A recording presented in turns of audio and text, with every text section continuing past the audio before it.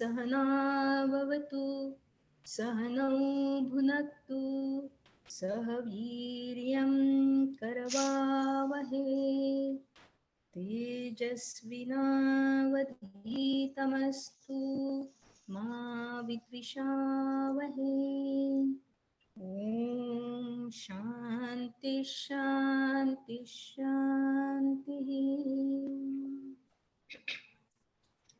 गुरुर्ब्रह्मा गुरुर्विष्णु गुरुर्देवो महेश्वरा गुरुः साक्षात् परब्रह्म तस्मै श्री गुरवे नमः तस्मै श्री गुरवे नमः तस्मै श्री गुरवे नमः अलंकापुरी पुण्यभूमि पवित्र तिथे नांदतो ज्ञानराजा सुपात्र तया ठविता महापुण्यराशी नमस्कार माझा सद्गुरु ज्ञानेश्वरासी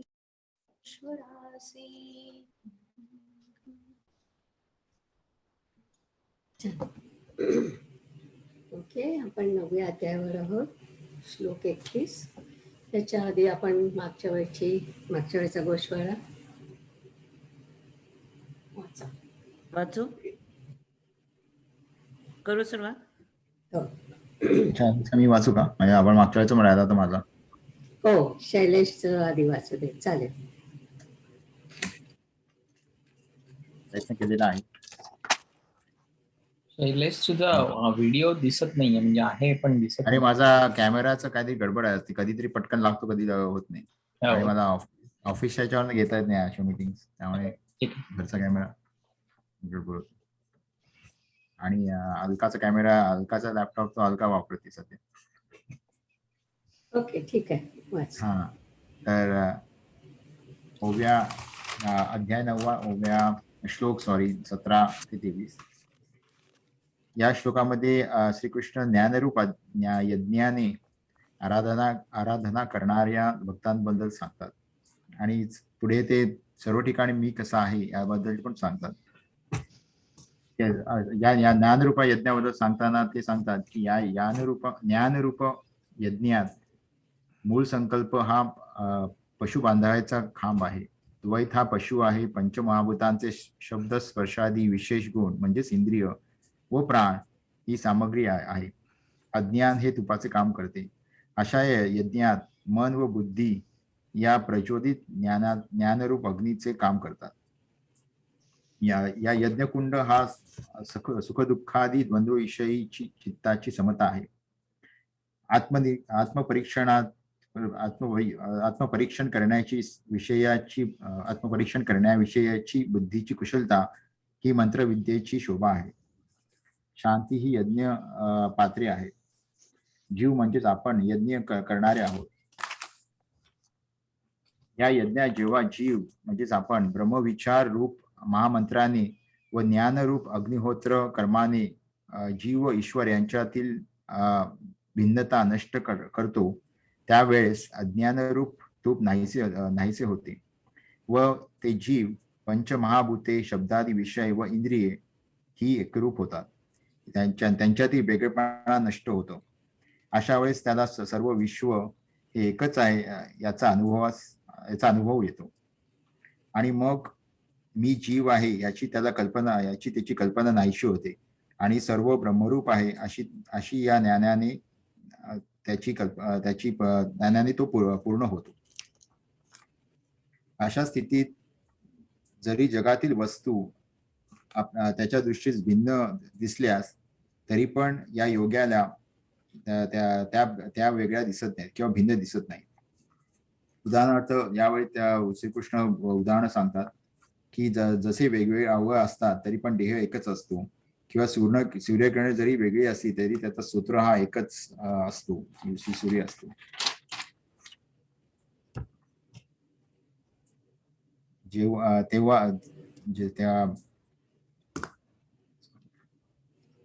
ओके, तेव्हा हे ज्ञानरूप म्हणजे ज्ञानी सर्व भिन्न प्राणीमात्रात मीच एकरूप कसा आहे याचे त्याला असे ते जाणतात, त्याचे ते जाणतात. पुढे श्रीकृष्ण अर्जुनाला सांगतात की ज्याच्या ज्ञानाला या ज्ञानाला पुढील व मागील बाजू नसते, त्याप्रमाणे हा वायू आकाशाचीच पोकळी भर आहे, तसाच त्याचा सद्भाव असतो. असे हे ज्ञानी लोक जरी कृतीने भजन केले नाही तरी त्याच्याकडून ते सहजच होते. पुढे श्रीकृष्ण सांगतात की सर्व वस्तूचरांमध्ये मीच आहे. अशा या ज्ञानी आणि जेव्हा असे हे ज्ञानी त्याची उपासना करतात तेव्हा ते उपासना केलेली सदोदित त्याची उपासना ही त्याच्या ठिकाणी सहजच अर्पण होते. पुढे ते श्रीकृष्ण अर्जुनाला सांगतात की यज्ञ, अग्नी, वेद हे सर्व किंवा त्याच्यातील आहुती ही सर्व मीच आहे.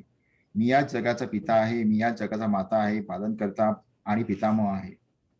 प्रकृती व पुरुष ही दोन्ही गोष्टी ज्याच्या मन या उपाधीने रहित असलेल्या मूळ संकल्पना उत्पन्न झाली, त्या त्रैलोक्याचा आजा पण तो मीच आहे असे सांगतात.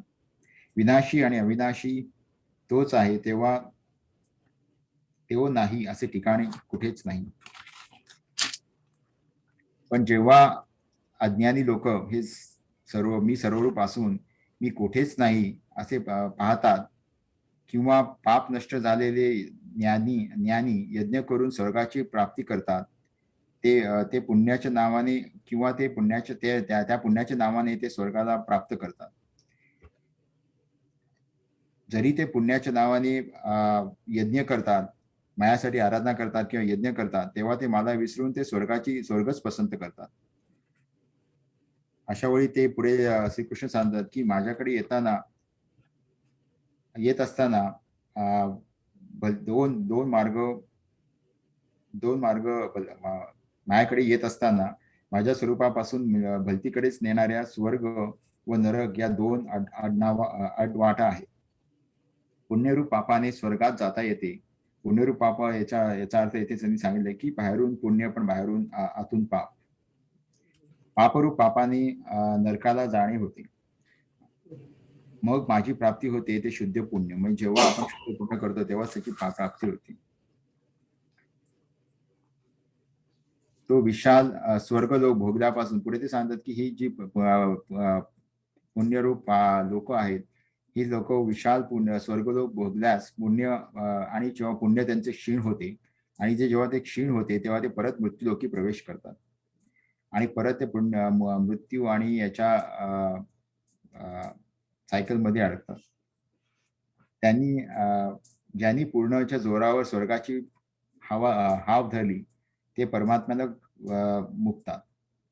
मला एकदा जाणलेच, शेवटी ते सांगतात की मला एकदा तू जाणलेस की दुसरे काही जाणले नाहीस तरी तू सुखी होशील, तेव्हा मला जाण्याचा प्रयत्न कर असे अर्जुनाला सांगतात.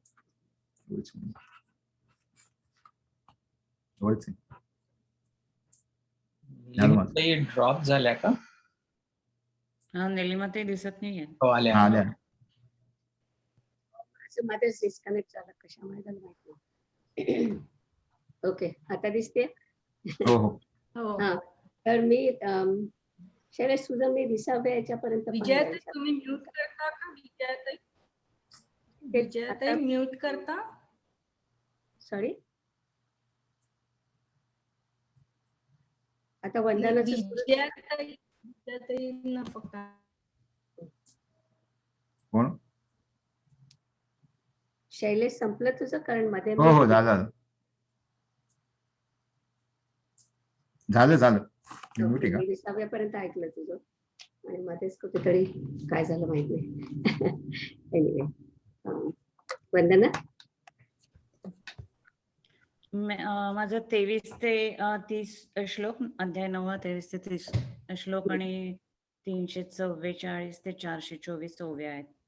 तर श्लोक 23 मध्ये लोक श्रद्धेने वेगवेगळ्या देवतांची पूजा करतात, पण ते एक प्रकारे माझीच पूजा करतात, कारण माझीच ही सर्व रूपे आहेत. हे समजावून सांगताना ज्ञानेश्वर 2 छान उदाहरणं देतात. एक म्हणजे झाडाच्या फांद्या, पानं, मुळं हे एकाच बीजापासून झालेली असतात. पण पाणी शोषण्याचं काम मुळांचं असतं, तर पाणी मुळालाच घातलं पाहिजे. आणि दुसरं उदाहरण म्हणजे शरीराला 10 अवयव असतात, पण खाण्याचं काम हे तोंडाचं असतं, तर अन्न हे कानात घालून चालणार नाही. तेव्हा लोक जेव्हा वेगवेगळ्या भावनेने पूजा करतात, तेव्हा ती माझ्यापर्यंत पोचत नाही. देवांची भक्ती करणारे देवताप्रत होतात. पितरांची भक्ती करणारे पितृत्वप्रत जातात आणि भूतांचे पूजन करणारे भूतत्वप्रत जातात. आणि माझे पूजन करणारे मद्रूप मोक्ष प्राप्ती होतात. जी लोक काया वाचा मनांनी माझी पूजा करतात, ते मरण्यापूर्वीच माझ्याशी एकरूप झालेले असतात. लोक जेव्हा मला भक्तीने फळ, फूल, पानं अथवा पाणी अर्पण करतात, तेव्हा मी त्यांचं सेवन करतो. हे सांगताना ज्ञानेश्वरांनी छान गमतीशीर उदाहरणं दिली आहेत, की अर्पण केलेल्या फळाला जर देठ असेल, तर मी देठासकट फळ खातो. फूल हे सुगंधासाठी दिलं असलं तरी भक्तीने दिलं म्हणून मी फूल तोंडातच टाकतो. कुठच्याही झाडाचं पान जर प्रेमाने दिलं, तर ते ताजं असलंच पाहिजे असंही नाही. तर सुकलेलं पान पण मला चालतं आणि ते पान पण मी खातो. आणि जे फळ, फूल, पान खाल्ल्यावर मला जो संतोष मिळतो, तो कसा, तर एखाद्या भुकेलेल्या माणसाला जेवण मिळाले तर त्याचे पोट भरेल, पण जर त्याला अमृत खायला मिळाले तर त्याला जो संतोष मिळेल, तसा संतोष मला मिळतो. आणि एखाद्याला जर फळ, फूल, पान किंवा फळ हे देणं शक्य नसेल, तर पाणी जे तर फुकटच मिळतं ना, तर ते पाणी जरी मला भक्तिभावाने अर्पण केलं, तर मला जो संतोष मिळतो, तो मला खालील गोष्टी मिळाल्यावर जसा संतोष वाटेल, तितकाच पाण्याच्या अर्पणांनाही मला मिळतो. तर सगळ्यात मोठ्या अर्पणाची वर्णने ज्ञानेश्वरांनी खूप छान सांगितली आहे. तर ती अशी की वैकुंठापेक्षा भव्य मंदिरे माझ्यासाठी बांधली, कौस्तुभ रत्नापेक्षा तेजस्वी अलंकार मला अर्पण केले. आता कौस्तुभ रत्न म्हणजे काय माहिती नाहीये खरं. क्षीरसागरासाठी मनोवेदक दुधाची अनेक शह्यागृहे माझ्याकरता उत्पन्न केली.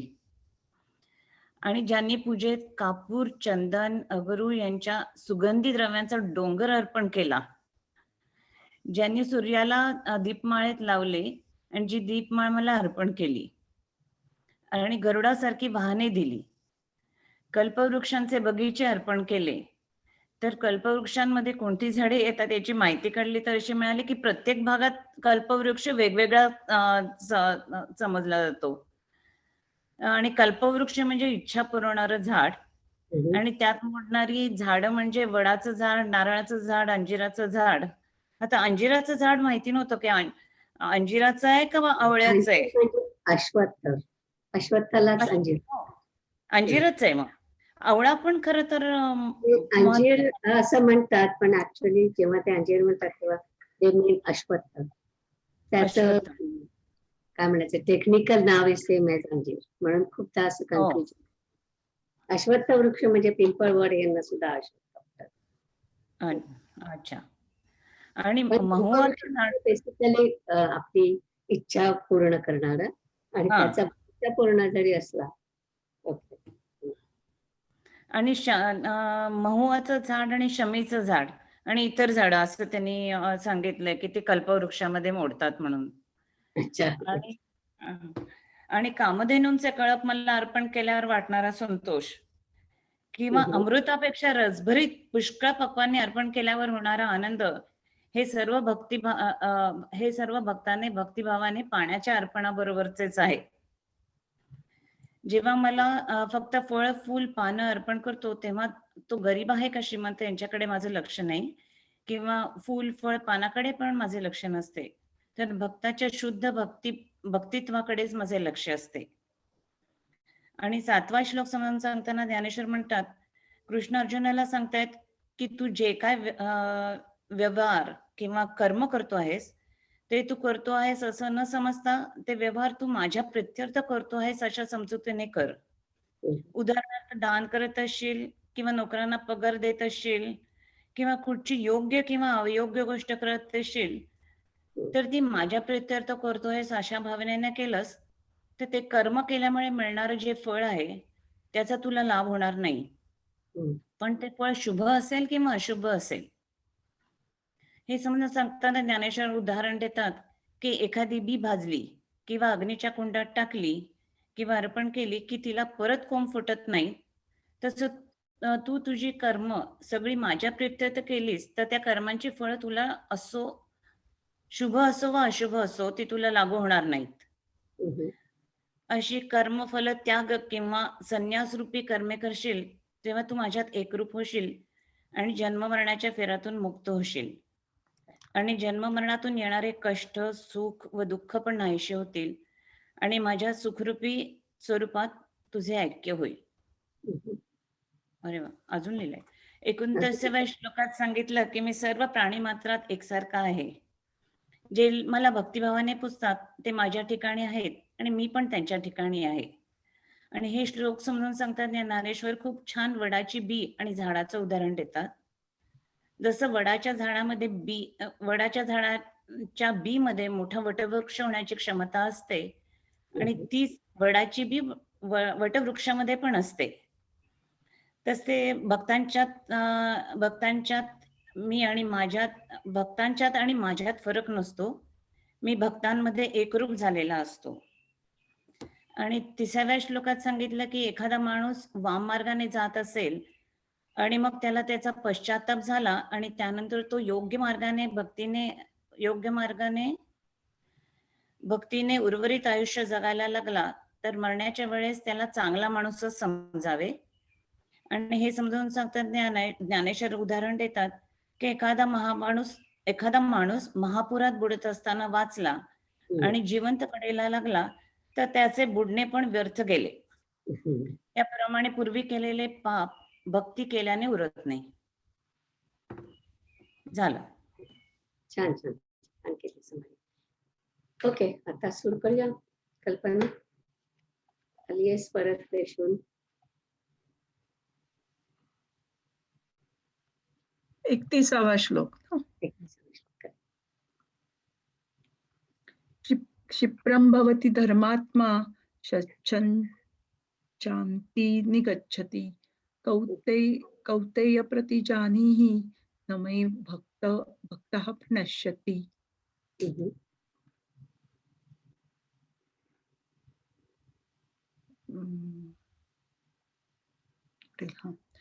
तो अल्पकाळात धर्मात्मा होतो, त्याला शाश्वत अशी शांती प्राप्त होते. हे कौतेया, माझा भक्त कधीही नाश पावत नाही हे तू निश्चयपूर्वक जाण.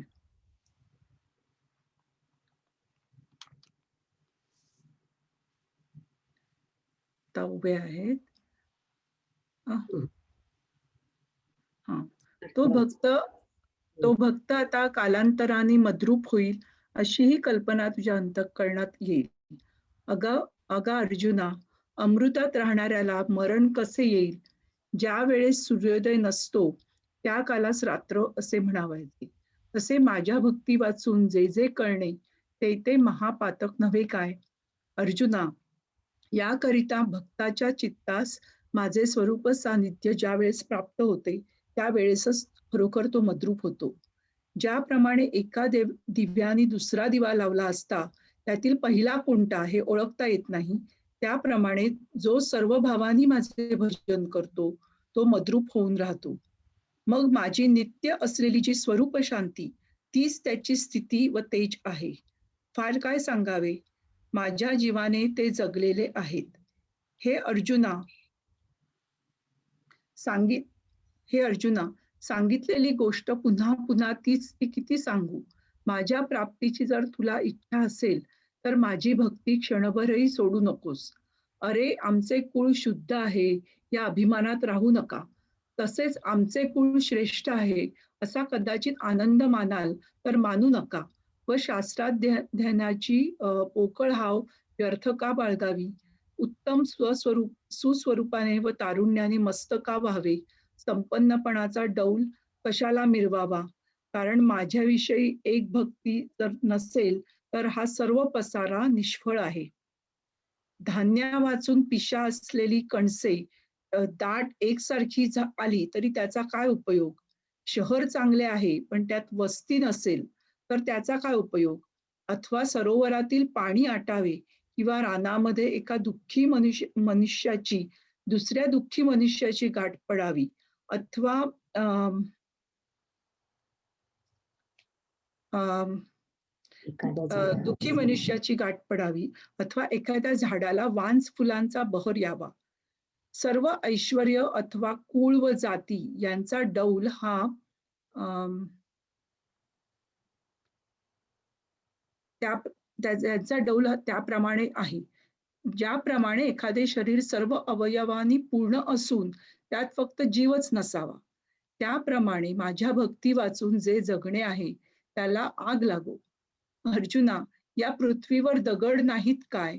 हिवराची गर्द छाया ज्याप्रमाणे सत्पुरुष टाळतात, त्याप्रमाणे भक्तिहीन लोकांना चुकवून पुण्य निघून जातात. निंबाच्या झाडाला दाट निंबोळ्या आल्या तर त्या सुबत्तेचा फायदा केवळ कावळ्यांनाच होतो. त्याप्रमाणे भक्तिहीन मनुष्य केवळ पापाकरिताच वाढलेला असतो. अथवा षड्रस युक्त अन्न खापरात वाढले आणि ते रात्री चव्हाट्यावर टाकून दिले असता ते जसे कुत्र्याच्याच उपयोगाला येते. त्याप्रमाणे अभक्त मनुष्याचे जीवित आहे जो स्वप्नात देखील पुण्य करण्याचे जाणत नाही. अरे, त्याने संसाराच्या दुःखांना आमंत्रणच देऊन ठेवले आहे. याकरिता कुळ उत्तमच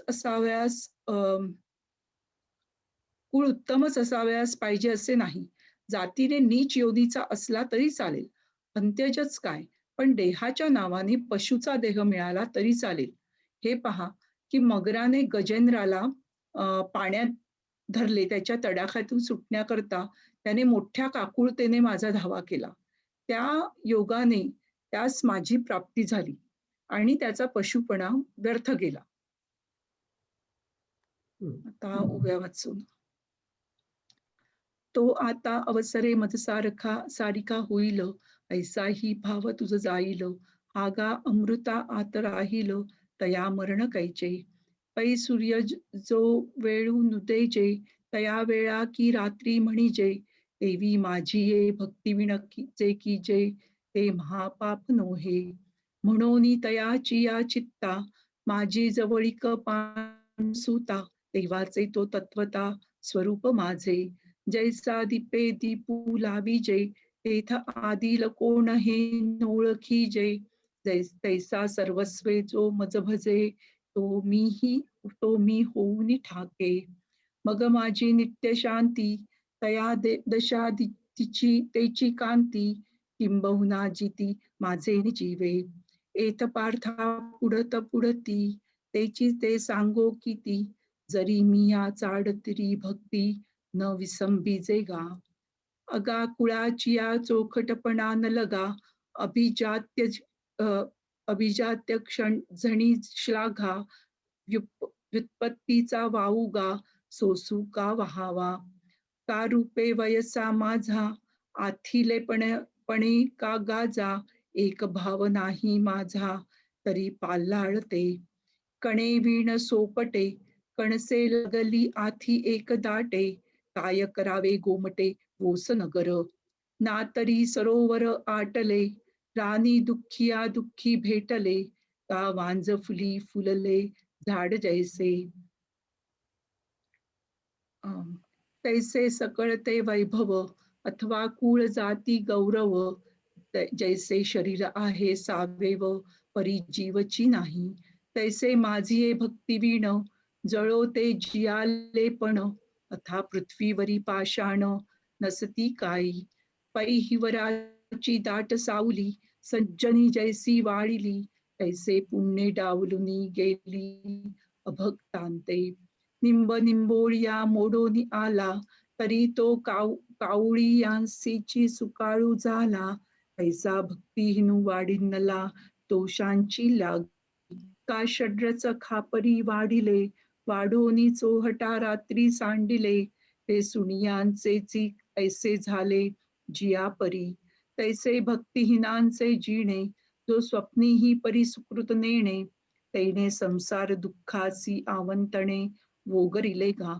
म्हणून कुळ उत्तम नुहावे, जाती अंत्याही व्हावे. परी देहाची नेनावे, पशूंचेही लाभो. पाहे पा सावजे हाती रुधरिले, तेणे तया काकुळती माते स्मरिले. ती तयांचे पशुत्व वावो झाले, पातलिया माते.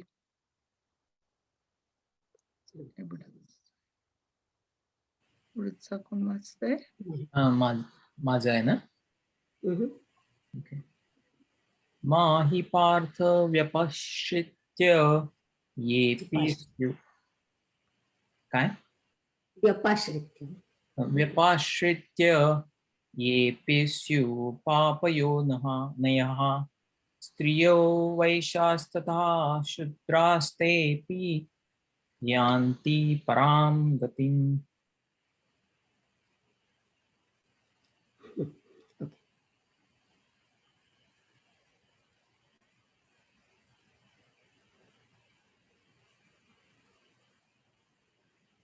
अमृत तुम्हाला सर्कस आहे, इकडे इकडे इकडे इकडे. दिसलेलं मला वाटतं. दुसऱ्या पानावरती खालच्या बाजूला. ओके. 32वा ना. हम्म. कारण हे पार्था, माझा आश्रय केल्यावर स्त्रिया, वैश्य, शूद्र, त्याचप्रमाणे ज्यांचा जन्म पापयोनीत झाला आहे, असे हे सर्व उत्कृष्ट गतीला पावतात. अर्जुना, ज्या जातीच्या नावांचा उच्चार करणे वाईट आहे, फार काय सांगावे.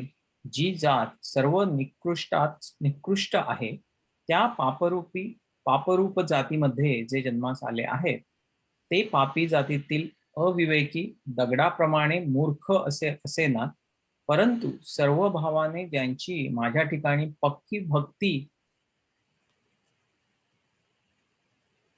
आहे, ज्यांच्या वाणीत माझीच कथा आहे, ज्यांचे डोळे माझेच रूप पाहण्यात गुंतले आहेत, ज्यांचे मन माझ्याच विषयीचा विचार करीत राहते, माझे गुण ऐकण्या वाचून ज्यांचे कान रिकामे नसतात, ज्यांच्या शरीरातील प्रत्येक अवयवाला माझी कोणती ना कोणती तरी सेवा भूषण होऊन राहिली आहे, ज्या भक्तांची ज्ञानवृत्ती विषयाचे ग्रहण न करता मलाच एकाला जाणते, ज्यांना याप्रमाणे सर्व इंद्रियांच्या व्यापारद्वारा भगवंताची सेवा करणे मिळाले तरच जगण्याची सार्थकता वाटते, नाहीतर जगणे मरणप्राय वाटते. याप्रमाणे अर्जुना, सर्व प्रकारांनी ज्यांनी आपल्या सर्व वृत्तींना जगण्याला मीच जीवन केले आहे, ते दृष्ट जातीतील देखील जन्माला आलेले असेनात का? ते ऐकून व शिकून विद्वान झालेले नसेनात का? परंतु त्यांची माझ्याशी तुलना केली असता ते वजनात कमी भरत नाही. अर्जुना पहा, भक्तीच्या संपन्नतेने राक्षसांनी देवांनाही कमीपणा आणला. ज्या प्रल्हादाच्या भक्ती महात्म्यासाठी मला नरसिंह रूप अलंकार धारण करावा लागला, अर्जुना, त्या प्रल्हादाचा माझ्याऐवजी पुष्कळांनी नेहमी अंगीकार केला. माझी भक्ती करण्याचे ऐवजी प्रल्हादाची भक्ती केली, कारण मी जे द्यावयाचे ते त्याचे प्रल्हादाचे वर्णन केले असताही मिळते. एरवी त्याचे कुळ वास्तविक दैत्याचे, परंतु इंद्रालाही त्याच्यापेक्षा जास्त योग्यता मिळत नाही. म्हणून अर्जुना, या ठिकाणी भक्तीच सरती होते, जातीला काही किंमत नाही. राजाच्या हुकुमाची अक्षरे ज्या एका कातड्यावर उमटलेली आहेत, त्या तुकड्याच्या मोबदल्यात सर्व पदार्थ प्राप्त करून घेता येतात. प्रत्यक्ष सोने रुपे जरी असले आणि त्याच्यावर राजाच्या हुकुमाची अक्षरे नसली, तर त्या सोन्या रुपयाची व्यवहारात नाणे म्हणून किंमत नाही. व्यवहारात राजाच्या आज्ञेचाच जोर आहे. तीच जेव्हा राजाच्या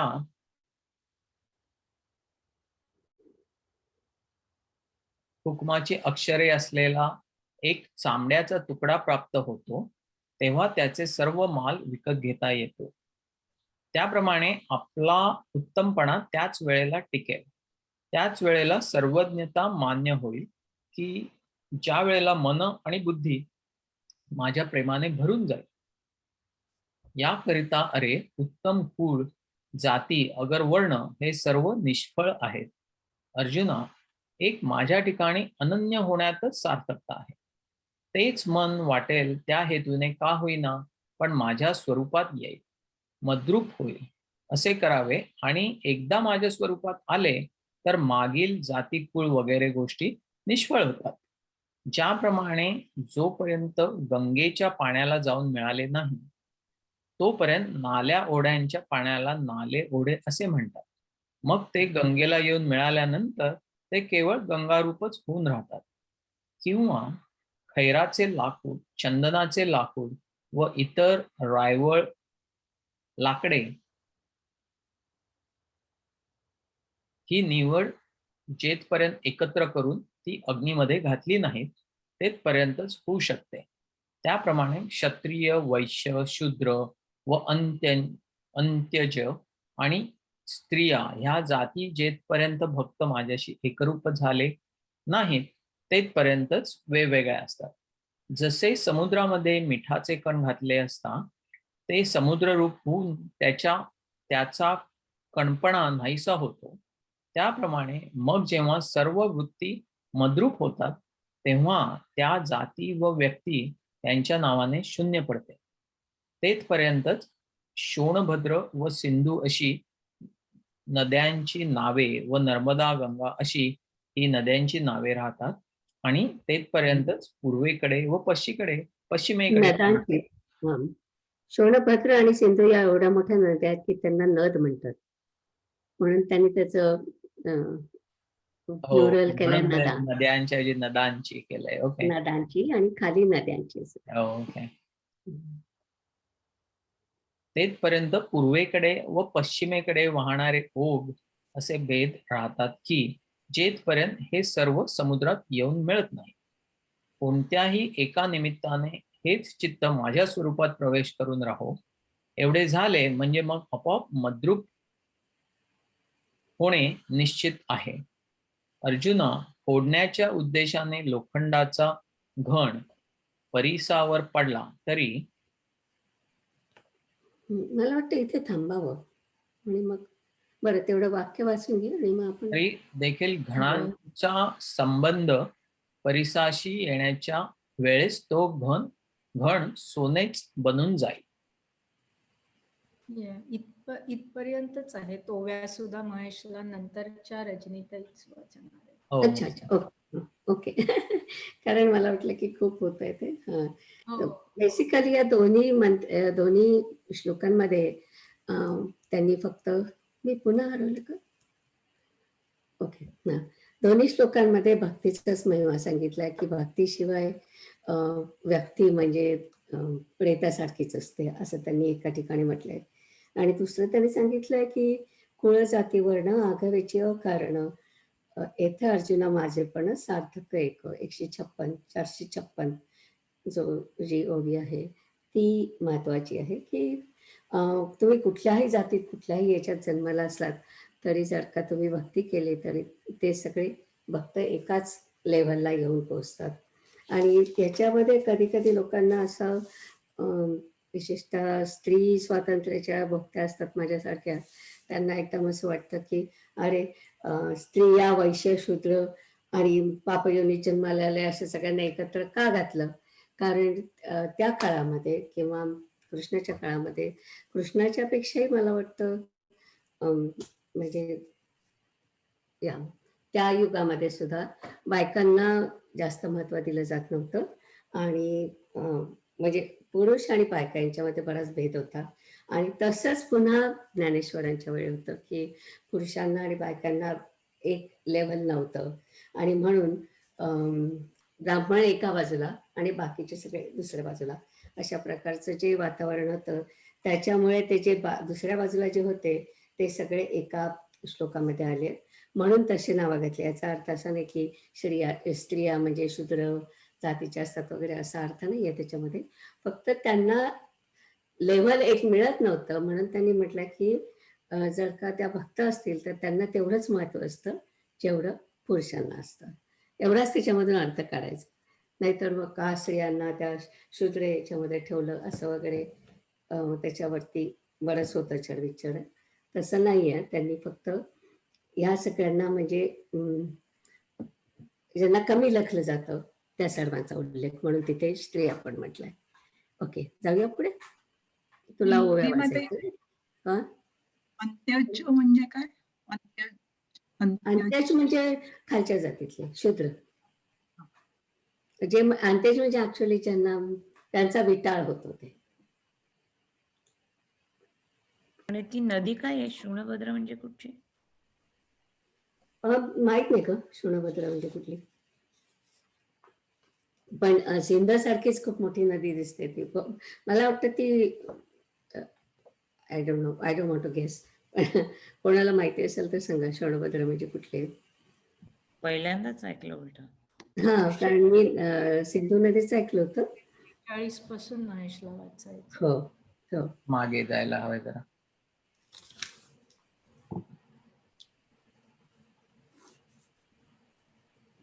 या त्याच्या खाली असणार. नाही, पुढच्या याच्यात एक अर्धी उभी राहिलेली असणार.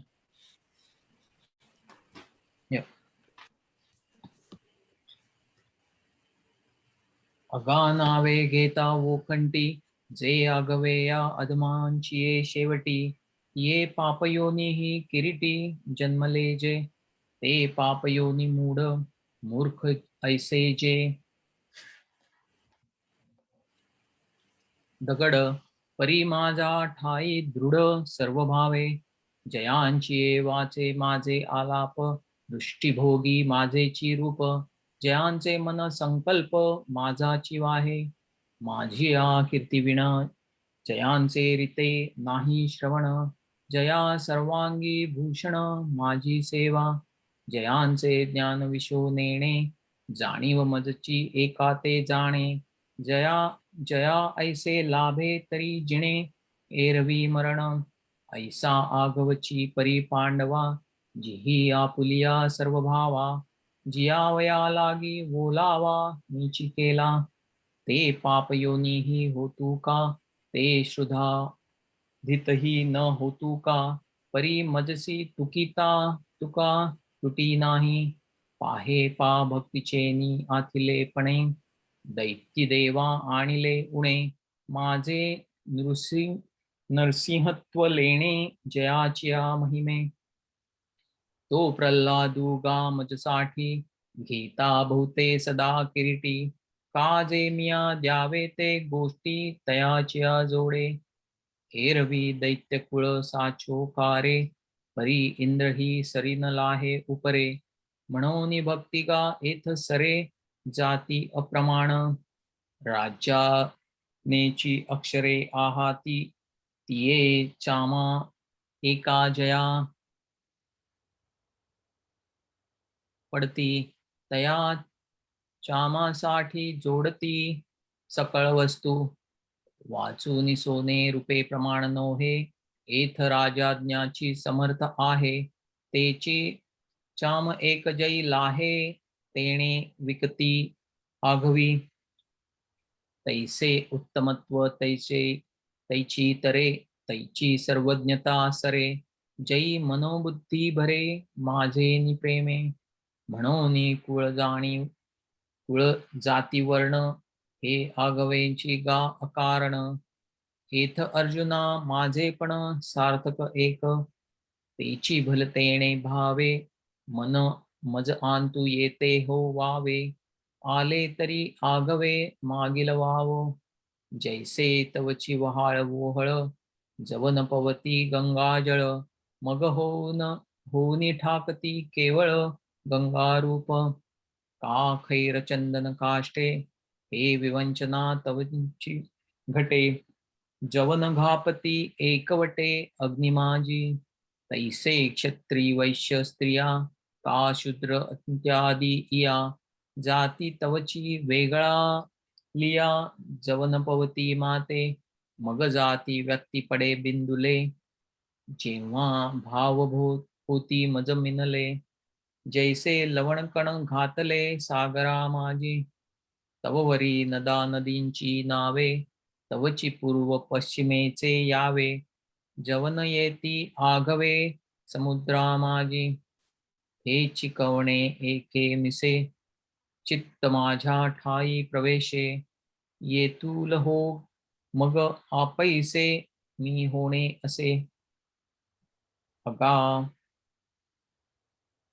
अगावरी फोडावयाची लागी, लोहो मिळो का परिसांच्या अंगी, काजे मिळतीये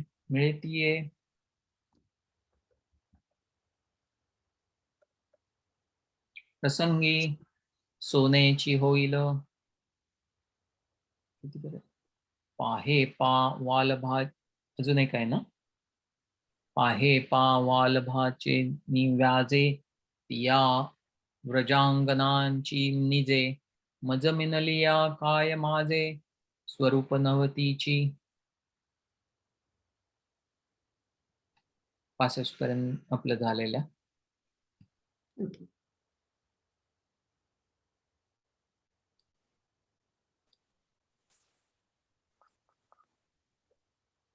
रजनीताई आहेत ना कोण? हो हो. हम्म. आधी मराठी वाचायचं का आता? हो. ओके. असे पहा की त्या गोपींची अंतःकरणे प्रेमाच्या निमित्ताने मला येऊन मिळाली असता त्या गोपी मद्रूप झाल्या नाहीत काय? अथवा भीतीच्या निमित्ताने का होईना कंस मला येऊन मिळाला नाही काय? किंवा निरंतर वैर करण्याच्या जोरावर शिशुपालकादिकांनी माझी प्राप्ती करून घेतली नाही काय? अरे अर्जुना, नातेपणाच्या संबंधानेच या यादवांना माझ्या स्वरूपाची प्राप्ती झाली, किंवा ममत्व ठेवल्यामुळे वसुदेवादिक सर्वांना माझी प्राप्ती झाली. नारदाला, ध्रुवाला, अक्रूराला, शुकाला अथवा सनतकुमार यांना अर्जुना ज्याप्रमाणे मी भक्तीच्या योगाने प्राप्त करून घेण्याचा योग्य झालो, त्याचप्रमाणे गोपिकांस कामाने, विषयबुद्धीने, त्या कौसाला भयाच्या भ्रांतीने आणि त्या इतर शिशुपालदिकांस त्यांच्या त्या घातक बुद्धीने मी प्राप्त झालो. अरे अर्जुना, मी सर्व मार्गांच्या मुक्कामाचे एक शेवटचे ठिकाण आहे. वाटेल त्या मार्गाने मजकडे माझ्या स्वरूपी येता येते. भक्तीने अथवा विषयबुद्धीने अथवा वैराग्याने अथवा वैराने.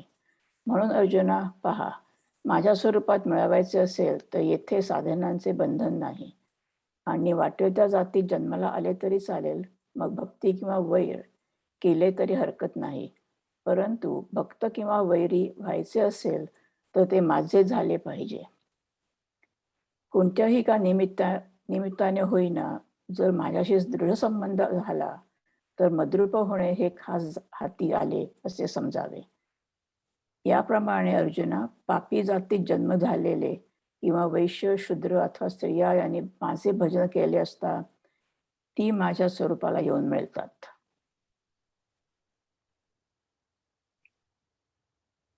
तर मग पुण्यशील ब्राह्मण भक्त असलेले किंवा ऋषींप्रमाणे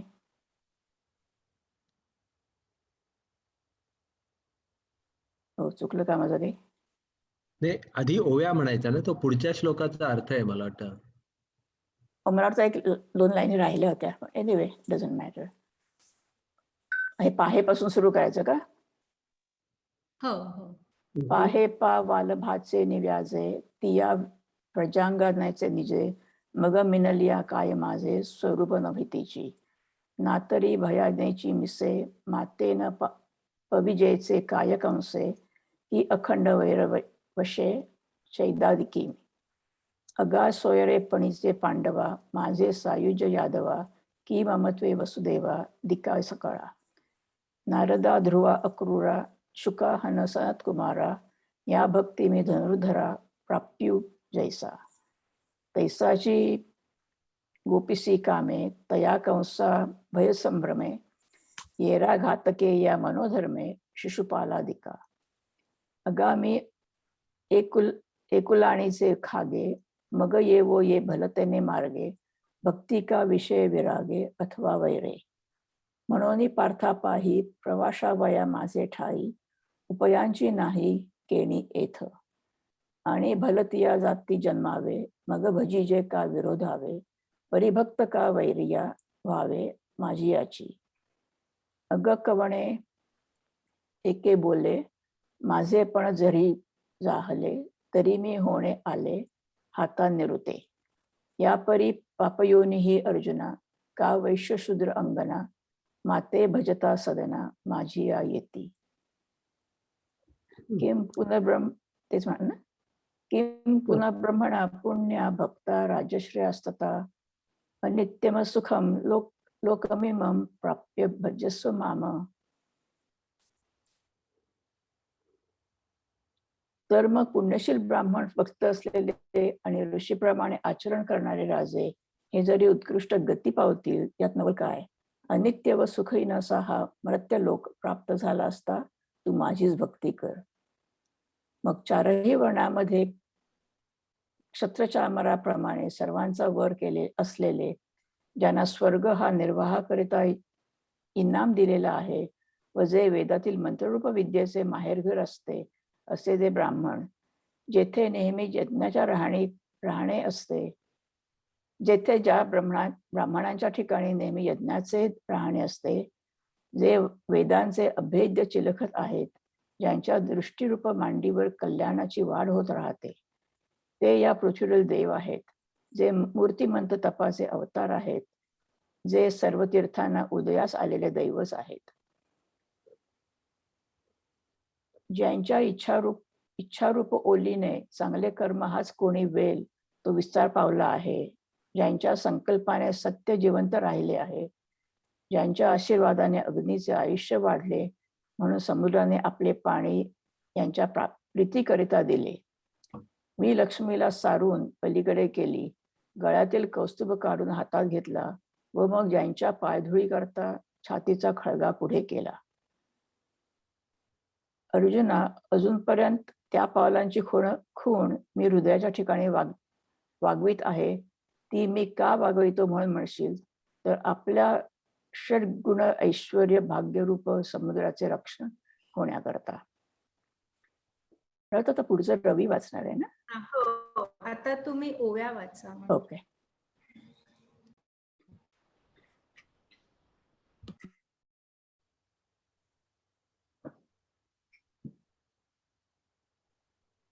मगवर्णा माझी चंद्रचामर स्वर्गी जयाचे अग्रहार मंत्रविद्येसी माहेर ब्राह्मण जे.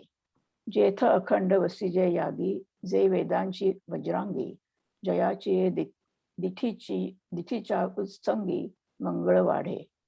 जे पृथ्वी तळींचे देव जे तपोवतार सावयव सकळ तीर्थासी दैव उदयले जे. जयांचे आस्थेचे बोले सत्कर्म पाल्हाळी गेले संकल्पे सत्य जियाले जयांचेनी. जयांचेनी गा बोले अग्निसी आयुष्य जाहिले म्हणून समुद्रे पाणी आपले तिधले याची प्रीती. मिया लक्ष्मी डवलोनी केली परवती फेडोनी कौस्तुभ घेतला हाती मग बोढवली वक्षस्थळाची वाखती चरणरजा. अजूनी आपुलीची मुद्रा मी हृदयी वाहे गा सुभद्रा जे आपुलिया दैव समुद्रा जतने लागी. इथपर्यंतच झालं. थँक्यू. छान वाचलं. मॅडम, मी ते शोणभद्राचं विकिपीडियामध्ये पाहिलं तर ती नदी अमरकंटकला इथे उगम पाऊल पटण्याजवळ गंगेला मिळते. आज म्हणजे सॉरी रेवा नदी ना, नर्मदाच म्हणजे शोणभद्रा म्हणजे नर्मदा नाही. अमरकंटकला होते ती नर्मदा. पाटण्याजवळ गंगेला मिळते. नर्मदा इकडे समुद्रात मिळते पश्चिमेला, राईट. नर्मदा पश्चिमेला मिळते. That's one of the very few reverse. पश्चिमेला जाते ती. आणि तिथे ती समुद्राला मिळते, पण ती जवळजवळ 4-5 मैल आतमध्ये समुद्राला मिळते, म्हणून तिथे तिचं पाणी गोड आहे नर्मदेचं, आणि म्हणून तिला कुमारी म्हणतात, कारण की ती समुद्राला मिळत नाही, नुसती जाते समुद्रापर्यंत. पण ही शोणभद्रा म्हणजे कुठली, तिला सोना पण म्हणतात असं म्हणतात, पण मला सोना नदी सुद्धा माहिती नाही, आणि ते म्हणतात स्कंद पुराणात त्याचा उल्लेख आहे म्हणून. तर maybe. खरं तर बघितलं तर ज्ञानेश्वरांच्या ओव्यांमध्ये त्या नद्यांची नावं नाहीच आहेत मला वाटतं, फक्त नाही, नद नाही. आणि नदी एवढंच म्हटलंय, आणि नदा पूर्व म्हटलंय त्यांना पश्चिम फक्त. वाहणाऱ्या, पूर्व पश्चिम वाहणाऱ्या आणि दक्षिण उत्तर वाहणाऱ्या, आणि सगळ्या नद्या फायनली समुद्रालाच मिळतात शेवटी, असं Right. लिहिलंय. पण मला वाटतं नंतर ह्या मामांच्या ह्याच्यात त्यांनी त्या नद्यांची नाही, नावं नाही. घातली. ज्ञानेश्वरांनी सुद्धा नदा आणि नद्या असे दोन्ही शब्द दोनच वापरले. शब्द वापरले, पण हा. ऍक्च्युली त्यांची नावं नाही नावं नाही सांगितली. घेतलेली. पण आता मी त्याच्यात पाहिलं तर ते शोणभद्रा नदी ती अमरकंटकला उगम पावते आणि पटण्याजवळ गंगेला मिळते. Maybe लहान असेल कुठला तरी. ओके. नाही आहे मोठी, कारण तिला नद म्हटलं. पण ऐकलं नव्हतं. एनिवे स्कंद पुराणात त्याचा उल्लेख आहे असं लिहिलं. नद हा शब्द पण पहिल्यांदाच ऐकला. हा, नाही मी नद ऐकलं होतं, कारण सिंधू नदीला नद म्हणतात ते माहिती होतं. तर तिला आणि तिला हे नाही म्हणत, तिला मेल म्हणतात असं. फिमेल नाही म्हणत. पण नाव सिंधू ठेवलंय. सिंधू म्हणजे समुद्र. ओके. समुद्रासारखी ती मोठी आहे म्हणून तिला नद म्हणतात. पण आपल्या इथे नाव सिंधू ठेवलं सगळ्या बायकांचं. हो, बायकांची ठेवतात, कारण ते असंच काही नाही. आपला क्रिकेटर सिंधूच ना, सिद्धू नाही, सिंधू नाही, सिद्धू सिद्धू सिद्धू. लास्ट नाव त्याचं पहिलं नाव आहे ते. अजून एक प्रश्न होता मला.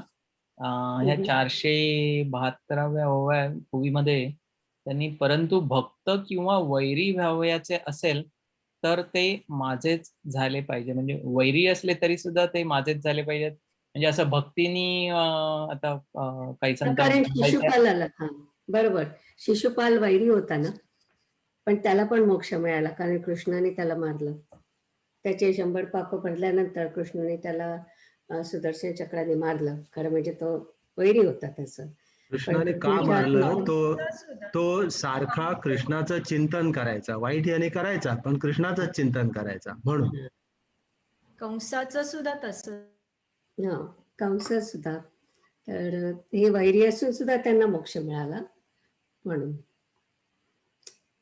ओके, जाऊया पुढे. वाचायचं पुढचं. म्हणजे तुम्हाला वैर करायचंच असेल तर माझ्याशी करा, अजून कोणाशी. आणि माझं सारखं नाव घेत राहा, कृष्ण म्हणजे माझंच नाव घ्या. या वाचूया. वाचू पुढचं. हो, वाचा. ओके. अर्जुना, ज्यांचा राग हा काळाग्नी नावाच्या प्रळय काळाच्या रुद्रदेवतेचे वसतिस्थान आहे, व ज्यांच्या प्रसन्नतेने अष्टमहासिद्धी फुकट म्हणजे अनायासे प्राप्त होतात, याप्रमाणे पुण्याईने पूज्य असलेले जे ब्राह्मण व जे माझ्या ठिकाणी अतिशय तत्पर आहेत ते मला प्राप्त होतात.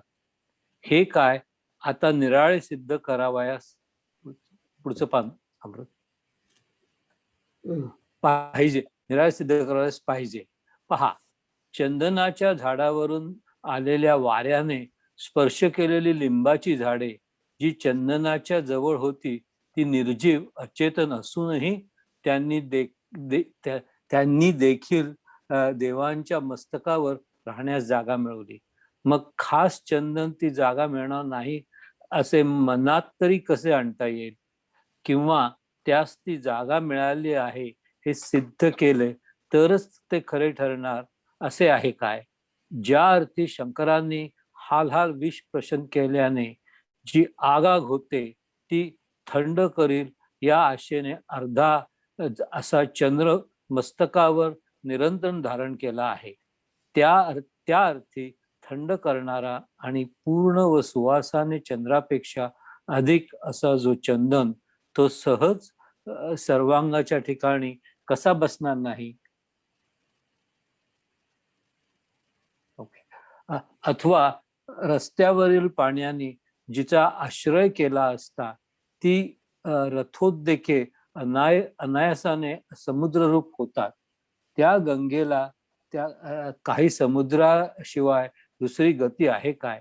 म्हणून क्षत्रिय असून, ऋषी झालेले असो किंवा ब्राह्मण असो, ज्यांच्या क्रियेला व बुद्धीला मीच आश्रयस्थान आहे, त्यांना निश्चयाने मीच परमगती आहे आणि त्याचे असणेही मीच आहे. याकरिता शेकडो ठिकाणी खिळखिळ्या झालेल्या नावेत बसून स्वस्थ कसे राहावे व शस्त्रांचा वर्षाव होत असता उघड्या अंगाने कसे असावे? अर्जुना, अंगावर धोंडे पडत असताना मध्ये ढाल कशी घालू नये? रोगाने ग्रस्त झाले असता औषधाशिवाय बेफिकीर कसे राहावे?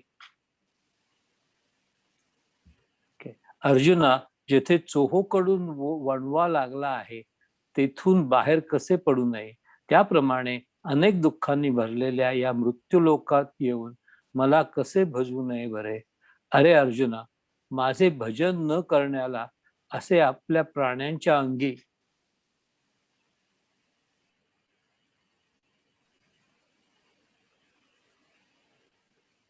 कोणते सामर्थ्य आहे? हे घराच्या जोरावर का भोगाच्या जोरावर बेफिकीर झाले आहे? अथवा विद्येने अथवा तारुण्याने हे बेपर्वा होऊन बसले आहेत. माझे भजन न करता असे बेपर्वा होऊन बसण्यासारखी ज्या प्राण्यांना सुखाची खात्री कोणाची आहे? तर जेवढे विषय मात्र म्हणून आहेत ते सर्व एका देहाच्याच बऱ्याकरिता, सुखाकरिता उपयोगात आले आहेत. आणि या मृत्यूलोकात देह तर काळाच्या तोंडी पडलेला आहे. बाप रे बाप असे दुःखरूपी माल आलेला आहे व तो मरणाच्या मापाने मोजला जात आहे.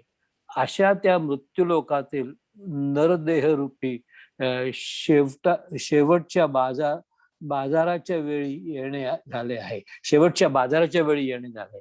आता अर्जुना, सुखाने जगणे हा माल येथे खरेदी कसा करता येईल? राखुंडी फुंकून कधी दिवा लागला आहे काय? एक मिनिट खाली येतो मी जरा. अर्जुना, विषाचे कांदे वाटून जो रस निघेल तो पिळून घ्यावा आणि त्या रसाचे नाव अमृत ठेवून त्याच्या सेवनाने ज्याप्रमाणे अमर होण्याची खात्री धरावी. त्याप्रमाणे विषयांमध्ये जे सुख आहे ते निव्वळ कडेलोटीचे दुःखच आहे. परंतु काय करावे? लोक मूर्ख आहेत.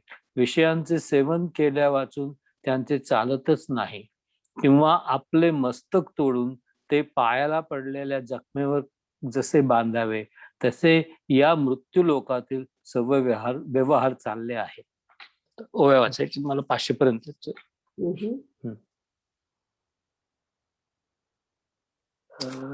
481 आय थिंक मागे यायला पाहिजे अमृत.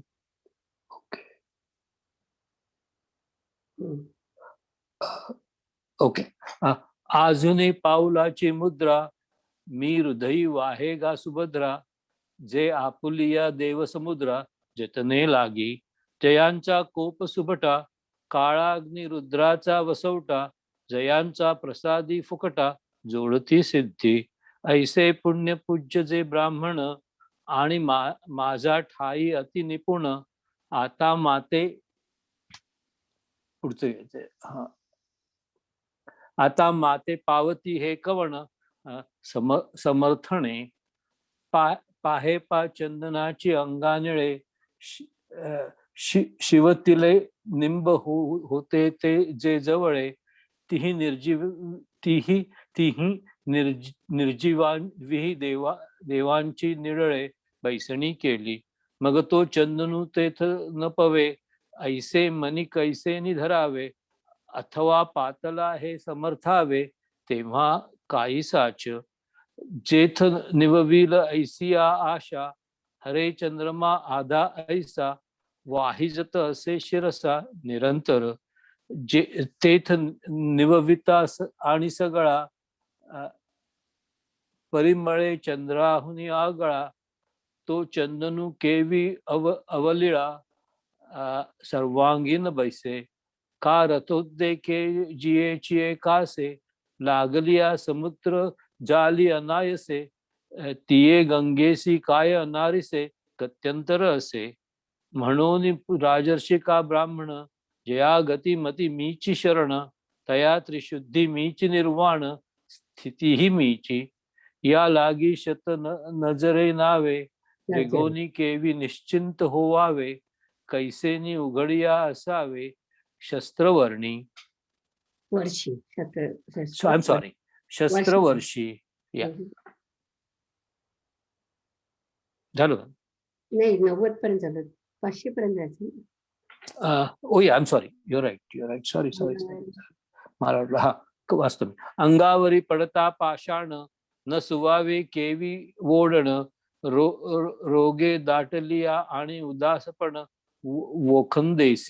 वोखदेसी जेथ चहूकडे जळत वणवा तेथून न निगिजे केवी पांडवा तेवी लोका येऊनिया सोपद्रवा केवी न भजिते माते अगा माते न भजवया लागी कवण बळपा आपुला आंगे काही घरी की भोगी निश्चिंती केली ना तरी विद्या की वयसा या प्राणियासी हा ऐसा मज न भजता भरमसा सुखाचा कोण तरी भोग्य जात जे तुले ते एका देहाची निकिया लागले आणि जेथ देह तव असे पाडिले काळांची तोंडी बाप दुःखाचे केणे सुटले तेथ मरणाचे भरे लोटले तिथे मृत्यूलोकी येची शेवटीले जी येणे जाहते हाट वेळे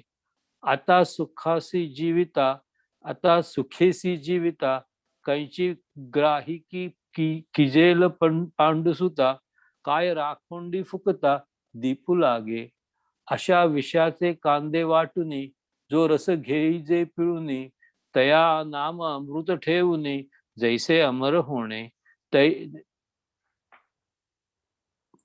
तेवी विषयांचे जे सुख ते केवळ परम दुःख परी काय की जे मूर्ख न सेविता नसरे काशीस खांडोनी आपुले पायींचा खती बांधिले तैसे मृत्यूलोकीचे भले आहे आगवे. चला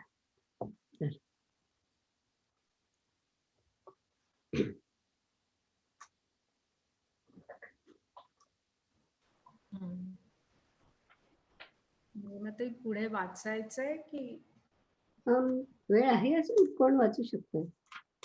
बरं आपल्या 35च ओव्या राहिल्यात याच्यातल्या. 516 पर्यंत मी शैलेशला दिलं होतं. ओके वाचू शकतो 16 पर्यंत. 9:05 झालेत 9:05 झालेत 9:15 पर्यंत वाटेल मग मला वाटतं 16 ओव्या होऊ शकतात. शैलेश वाचतो हो 500च्या 516 पर्यंत या ओव्या आणि म्हणजे अर्थ आणि ओव्या बरं वाचू. एवढ्याकरिता या मृत्यूलोकात सुखाची नुसती गोष्ट कोणाला आपल्या कानाने ऐकता येईल काय? निखारे असणाऱ्या अंथरुणावर आनंदाने झोप कुठून येणार? ज्या लोकातील चंद्र क्षयरोगाने ग्रासलेला आहे, जेथे मावळण्याकरिता सूर्याचा उदय होत असतो, जेथे दुःख हे सुखाचा पोशाख करून जगाला सारखे छळीत आहे, जेथे मंगलरूप अंकुराबरोबरच त्यावर अमंगल गोष्टीची कीड पडते व जेथे पोटात असतानाच गर्भाला मरण घेरते, जे प्राप्त नाही त्याचे चिंतन करावयास मृत्यूलोकाची वस्ती लावते. बरे ते प्राप्त झाले तेव्हा त्याच वेळी ते गंधर्व अदृश्य पुरुष नेतात. बरे ते घेऊन कोणाच्या गावाला गेले त्याचा शोधही लागत नाही. अरे अर्जुना, सर्व वाटांनी शोध केला तरी मृत्यूच्या मुखात गेलेल्यांचे एकही पाऊल परत फिरलेले दिसत नाही व जेथली पुराणे ही सर्व मेलेल्यांच्याच गोष्टीने भरलेली आहेत. या मृत्यूलोकाची रचना करणाऱ्या ब्रह्मदेवाच्या आयुष्यापर्यंत जेथील क्षणभंगुरतेचा प्रभाव जाऊन भिडतो. अर्जुना, हे नाहीसे होणे कसे सरसकट व्यापक आहे ते नीट ऐक. अशा तऱ्हेची ज्या लोकातील वागणूक आहे, त्या लोकात ज्यांनी जन्म घेतला आहे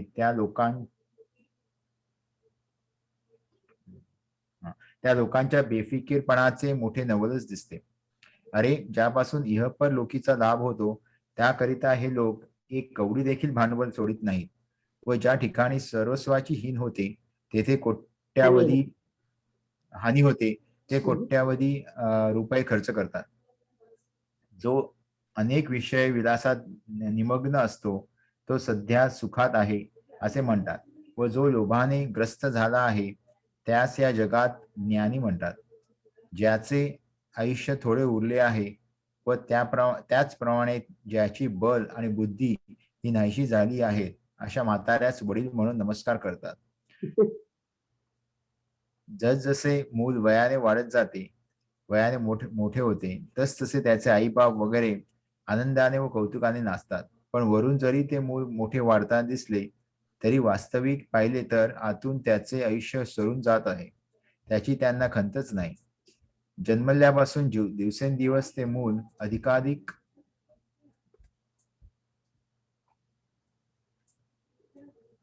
काळाच्या तावडीत जाते.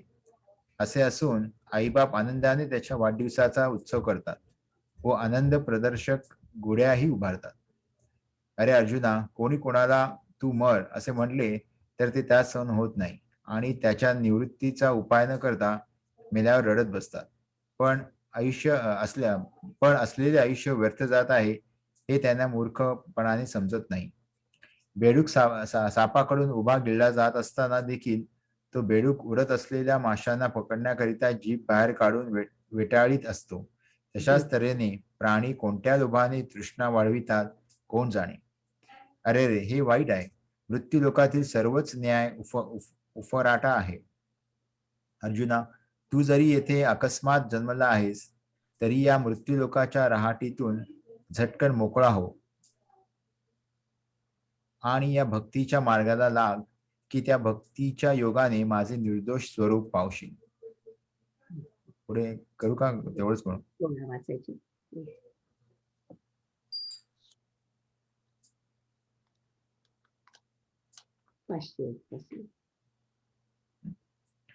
म्हणून मृत्यूलोकी सुखाची कहाणी ऐकिजेल कवनाचा श्रवणी, कैंची सुखनिद्रा अंथरुणी इंगळांचा, जिये लोकींचा चंद्र क्षयरोगी, जेथ उदयो होय असता लागी, दुःख लेऊनी सुखाची अंगी, सळीत जगाते, जेथे मंगळाचा अंकुरी,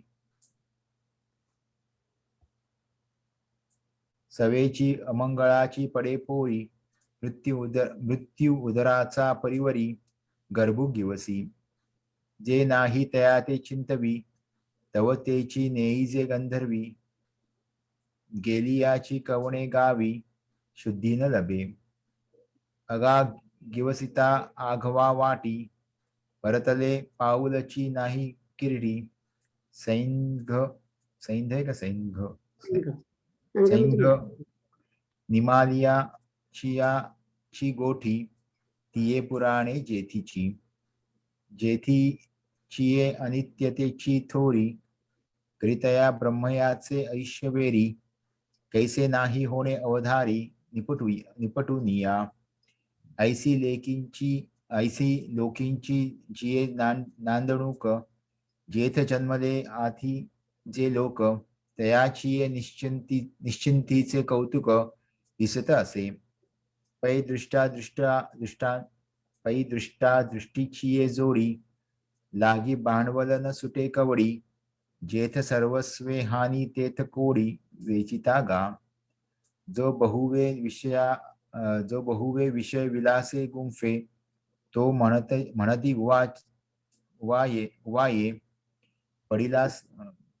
उवाये पडिला सापे, जो अभिलाष भारे दडपे, तया ते सज्ञान म्हणती, जयाचे आयुष्य धाकुटे होय, बळ प्रज्ञा जिरोनी जाय, तयाचे नमस्कारिती पाय, वडील म्हणून. जवळ बाळ बळिया वाढे, तव तव भोजे नाचती कोळे, आयुष्य निमादे आतुलिये कडे, ते ग्लानीची नाही. जन्मदिया दिवस दिवसे, हो लागे काळाची ऐसे, की वाढती करीती उल्हासे, उभविती गुडिया. अगामर हा बोलून साहती, आणि मेलिया तरी रडती, परी असते जात न गणिती गहिसपणे. दूर सापे गळी जतू आहे उभा, की तो मासिया वेटाळी जिभा, तैसे प्राणीये कवणा लोभा, वाढविती तृष्णा. अहा कटा हे वोखटे, मृत्युलोकीचे उफराटे, येथ अर्जुना जरी अवचटे, जन्मलासी तू.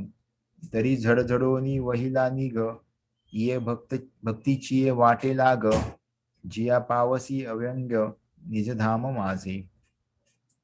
Very good. शेलेसचा दिवस होता. चला म्हणूया.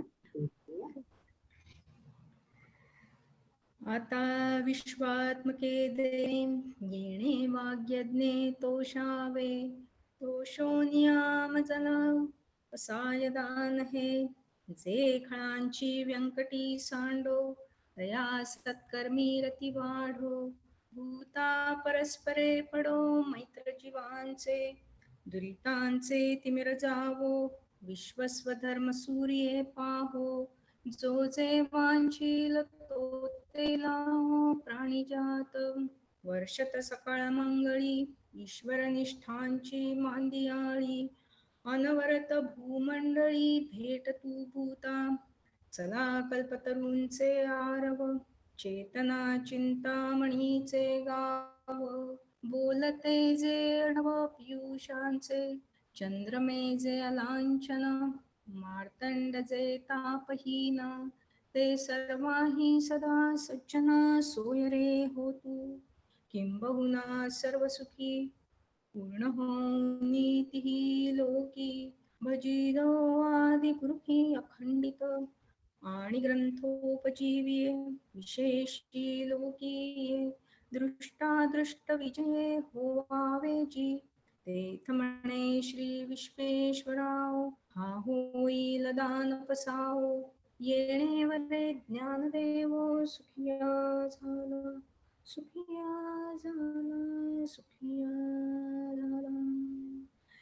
ओम पूर्णमद पूर्णमिदं पूर्णात् पूर्णमुदच्यते, पूर्णस्य पूर्णमादाय पूर्णमेवावशिष्यते. ओम शांति